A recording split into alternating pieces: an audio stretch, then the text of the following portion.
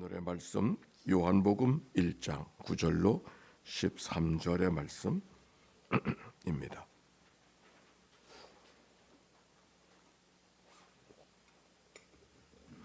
요한복음 1장 9절로 13절의 말씀, 다 같이 말씀을 봉독하겠습니다. 참빛 고 세상에 와서 각 사람에게 비추는 빛이 있었나니 그가 세상에 계셨으며 세상은 그로 말미암아 지은 바 되었으되 세상이 그를 알지 못하였고 자기 땅에 오매 자기 백성이 영접하지 아니하였으나 영접하는 자 곧 그 이름을 믿는 자들에게는 하나님의 자녀가 되는 권세를 주셨으니 이는 혈통으로나 육종으로나 사람의 뜻으로 나지 아니하고 오직 하나님께로부터 난 자들이니라. 아멘. 이는 생명의 말씀입니다. 새해 복 많이 받으세요. 네. 신년 주일입니다. 새해가 되어졌는데 올해가 을사년이라고 하는데 을사년이를 많이 들어본 것 같아서 언제 들어봤나 그랬더니 을사보호조약이 이 을사년에 이루어진 사건인 것을 알게 되었습니다. 근데 한 가지 질문을 하겠어요. 시간이 오는 거예요? 시간이 가는 거예요? 우리가 보통 세월이 간다 그러는데 세월이 오는 건가 가는 건가? 시간이 오는 건가 가는 건가? 오늘 성경의 9절에 이런 말씀이 있어요. 참빛 고 세상에 와서 각 사람에게 비추는 빛이 있었나니. 세상에 와서 각 사람에게 비추는 빛이라. 참빛이 세상에 온다고 말씀하십니다. 천지 창조를 생각해 봤어요. 태초에 하나님이 천지를 창조하시니라. 그리고 빛이 있으라 하시니 빛이 있었고 하나님의 역사가 빛으로부터 시작되었구나 하는 것을 성경이 말합니다.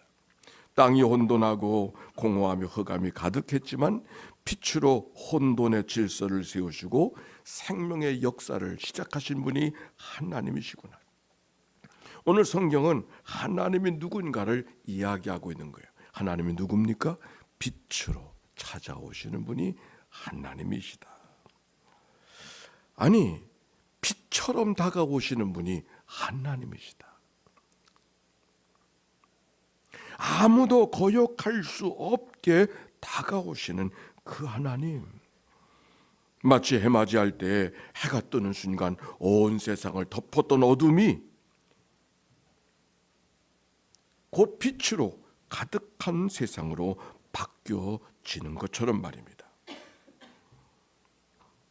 빛으로 다가오신 하나님. 오늘 성경은 하나님이 누군가를 이야기하고 있는데 참 빛이다. 그래서 우리는 그 빛으로 다가오시는 하나님을 어떻게 해야 된다고 말합니까? 12절의 말씀 다 같이 시작. 영접하는 자 곧 그 이름을 믿는 자들에게는 하나님의 자녀가 되는 권세를 주셨으니. 영접하는 자 곧 그 이름을 믿는 자들에게, 즉 영접한다는 말은 환대한다는 말이에요. 맞아들인다는 말이에요. 빛으로 오신 이를 받아들이면 된다고 하는 말이에요. 받아들이고 환영하고 기뻐하기만 하면 되는데 그런 자에게 무엇을? 하나님의 자녀가 되는 권세를 주셨다. 1월 초하루 날 하루하루 말씀을 읽을 때 시편의 말씀이 시편 42편이었습니다. 하나님이 사슴이 시냇물, 하나님이여 사슴이 시냇물을 찾기에 갈급함같이 내 영혼이 주를 찾기에 갈급하나이다. 내 영혼이 곧 하나님 곧 살아계신 하나님을 갈망하나니 내가 어느 때에 나가서 하나님의 얼굴을 배울까? 사슴이 시냇물을 찾는 것은 선택하는 것이 아니라, 해도 되고 말아야 되는 것이 아니라 할 수밖에 없는, 해야 되는 것이 자연스러운 것처럼 우리가 하나님을 찾는 것은 너무 당연하고 너무 자연스러운 것이고 마땅한 일이라고 하는 말씀을 오늘 성경이 우리에게 이야기해 주고 있는 거예요. 우리가 새해를 맞이했을 때 가져야 될 마음이 어떤 마음입니까? 여러분 어떤 마음을 갖고 계세요? 카론대를 바뀐다. 새해가 다가왔으니 새로운 결심을 한다. 오늘 성경의 말씀으로 비추하면 새해를 허락하신 것은 하나님을 향한 갈망, 빛으로 다가오신 하나님, 아무도 부인할 수 없는 그 하나님을 내 안에 모셔드리고 내 안에 거하실 수 있도록 우리가 환영하는 시간, 이게 새해를 주신 하나님의 목적이로구나.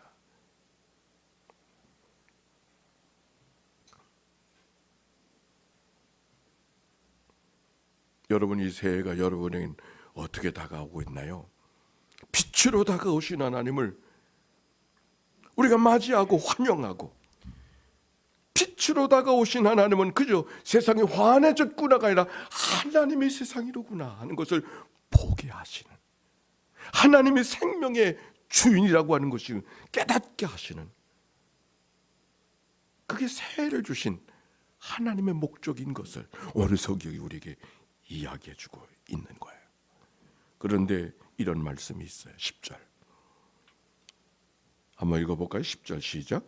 그가 세상에 계셨으며 세상은 그로 말미암아 지은 바 되었으되 세상이 그를 알지 못했다. 아니, 빛으로 다가오신 하나님을 알지 못했다. 아니, 세상에 이런 법이 어디 있어? 근데 그럴 수 있다는 거 아니에요. 빛으로 오시기 때문에 누구도 거역할 수 없처럼 온 세상을 어둠을 밝히는 것처럼 다가오시는 분이 하나님이신데 하나님을 알지 못했다. 빛을 알지 못했다고. 여기에는 기록되어져 있지 않지만 5절 말씀에는 빛이 어둠을 비치되 어둠이 깨닫지 못하더라. 세상의 어둠이 빛을 깨닫지 못한다. 빛을 볼 수 없다. 이렇게 말하고 있어요. 이게 무슨 말인가? 무슨 말인 것 같아요? 제가 정초에 해맞이 경험 써놓은 걸 보셨습니까? 올해 해맞이는 문제가 없다고 하는 며칠 전에 뉴스를 기억하고 1월 1일 아침이었습니다. 영종일 출시간을 찾아보니까 오전 7시 49분이었습니다. 그래서 우리 환경팀하고 같이 7시에 체조를 하고 제가 물어봤어요. 저 5층까지 올라갈 수 있느냐고. 내가 한 번도 안 올라가 봐가지고 그랬더니 올라갈 수 있다는 거예요. 아, 그래서 이번에 해맞이는 이 5층에서, 예전에는 이 하늘 걷다 입상 그 뒤편에서 작년에는 해맞이를 했는데 그게 사진이 잘 나오거든요. 그랬는데 이번에는 이 올라가서 새로운 터미널이 확장이 됐으니까 그 위에서 해가 뜨겠다 하는 생각을 갖고 작정하고 올라갔어요. 춥지도 않고 작년에 상당히 추웠어요. 그래서 올라갔더니 쉽게 문이 열려 있다. 근데 보니까 높이가 조금 아쉬워. 조금 더 높았으면 좋겠는데, 근데 옆에 새로 짓는 건물 보니까 여기보다 조금 높더라고. 그래서 저기 가서 해맞이를 하면 좋겠다 생각을 하고 다시 이제 건물을 올라가더니 엘리베이터가 작동을 안 해요. 아직 신축 중이고 문은 열어놨더라고요. 그래서는 계단을 해가지고서 끝까지 이제 올라갔습니다. 어둑어둑한 캄캄한 곳을 해서 올라가서 가 보니까 옥상이 열려 있어서 그 옥상에 가서 어디 가서 해맞이를 해야 될까? 해맞이 할 때는 해가 뜰 때 비행기도 내리는 게 같이 사진에 찍히면 더 좋거든요. 그래서 아주 좋은 사진 하나 만들고 작정하고 적절한 자리를 잡아놓고서 이제 그 태극기 날리는 것도 막 사진을 찍고 이제 빛이 있으니까 이제 해 뜨기만을 기다리고 이제 딱 앉아서 해가 언제 뜰까 그래서 하늘을 쳐다봤는데 하늘에 구름이 잔뜩 껴 있는 거예요. 해맞이를 할 수가 없어. 내가 그때 딱 생각했어요. 2025년도가 이렇게 뭔가를 기대하고 다가서는데 기대했던 것이 기대한 대로 다가오지 않을 때 어떻게 될까? 그 마음을 하나님이 먼저 읽게 하시는 거예요. 자비를 구하는 기도로 하늘을 시작하게 하시는 새 아침이었습니다. 구름이 잔뜩 껴져 있어서 해는 분명히 뜨고 있는데 해가 뜨지 않는 게 아니죠. 해는 잔뜩 뜨긴 하는데 구름이 잔뜩 끼니까 그 해를 맞이할 수가 없었어요. 예레미야서의 말씀이 이런 말씀이 있어요. 5장 25절. 너희 허물이 이러한 일들을 물리쳤고 따라 삽시다. 너희 죄가 너희로부터 좋은 것을 막았느니라. 우리의 죄와 허물이 하나님이 우리를 좋은 것을 주시기 원하는데 그 좋은 것을 막고 있다. 얼마 전에 한 젊은이가 환경팀에 입사하러 왔다고 했어요. 제가 면접 보러 왔다 그랬어요. 내가 보니까 아주 젊은 분이라서 보통 좀 나이가 계신 분들이 환경팀에 계시니까 근데 상당히 떨어질까 봐 걱정을 하고 염려하는 거예요. 그래서 내가 어떻게 그를 바라보고 기도해야 될지 모르겠다고 기도를 해야 되는데 주저했다는 그런 말을 제가 하지 않았습니까? 근데 그 형제를 바라보는 순간 이 형제는 떨어질 가능성이 있다. 왜? 건강하지 못해서 성품이 나빠서가 아니라 너무 젊어서. 그래서 떨어질 가능성이 있다. 근데 기도를 해줘야 되는데 어떻게 기도해줘야 될까? 제가 그렇게 해서 이렇게 기도했다 그래서 하나님, 저가 이곳에 직장을 구해서 여기 왔으니 저의 소원을 이루어 주세요. 그러나 기대한 대로 되지 않았다고 할지라도 낙심하지 말게 하시고 더 좋은 일이 있을 것을 믿고 믿음으로 걸어가게 하시옵소서. 제가 그렇게 기도했다 그랬어요. 그런데 그분이 떨어졌을까요? 합격했을까요? 합격했어요. 내가 그분이 형제 이름을 내 기억하는데 그 전화번호는 없어. 이름을 기억하는데 합격했다는 거야. 그래서 그 형제가 왔는가 그랬더니 교육하는 날 안 왔어. 왜 그랬을까요? 더 좋은 일이 생긴 거죠. 그렇지 않아요? 더 좋은 일이 생겼으니까 안 온 거죠.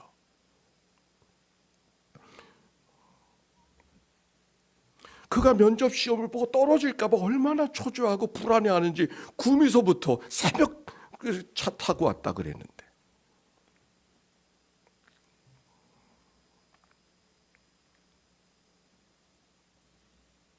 우리의 삶이 그렇지 않습니까?